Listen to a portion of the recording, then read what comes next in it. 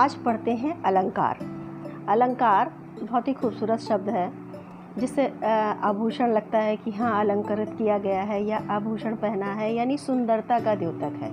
तो अलंकार दो शब्दों से बना है, अलम और कार। अलम माने होता है भूषण, यानी जो विभूषित करता है, और कार मतलब धारण करने वाला, जो आभूषणों को धारण करता है उसको हम अलंकार कहते हैं। ठीक है, यहाँ अलम का अर्थ भूषण है और कार का अर्थ क्या लिखा है, धारण करने वाला, जो अलंकृत करे या शोभा बढ़ाने में सहायक हो, उसी को हम अलंकार कहते हैं।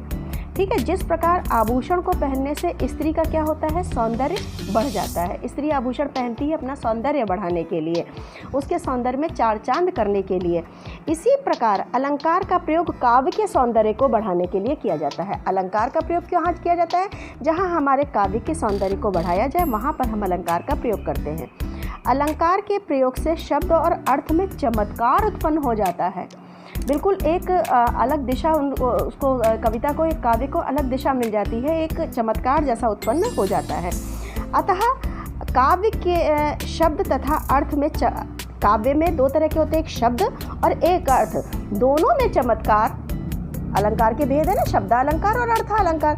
तो काव्य के शब्द और अर्थ दोनों में चमत्कार उत्पन्न जहाँ करता है और काव्य की शोभा बढ़ाता है, उन्हीं तत्वों को हम अलंकार कहते हैं। जहाँ काव्य में शब्दों और अर्थों दोनों में चमत्कार उत्पन्न करके उस काव्य की शोभा बढ़ा देता है, उसको हम अलंकार कहते हैं। अलंकार के दो भेद होते हैं, शब्दालंकार और अर्थालंकार। शब्दालंकार में क्या कहेंगे, जहाँ शब्द में चमत्कार करने वाले जो अलंकार होते हैं वो शब्दालंकार होते हैं। जहाँ शब्द में चमत्कार होता है वहाँ शब्दालंकार होता है।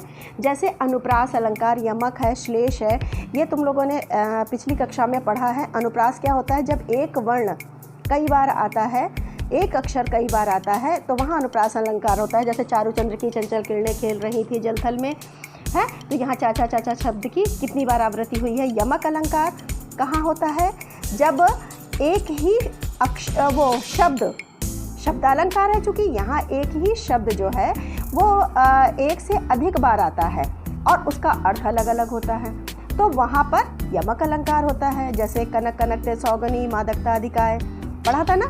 और श्लेष अलंकार जहाँ होता है, जहाँ एक ही शब्द एक ही बार आए पर अलग अलग उसके अर्थ हो, वहाँ पर श्लेष अलंकार होता है। अर्थालंकार में क्या होता है कि जहाँ अर्थ के में चमत्कार करने वाले अलंकार को, जहाँ अर्थ में चमत्कार होता है वहाँ अर्थालंकार होता है। इसके कई प्रकार हैं, उपमा है, रूपक है, उत्प्रेक्षा है, जो कि तुम्हारे कोर्स में है। ये अब हम आगे इसको डिटेल में पढ़ाएंगे।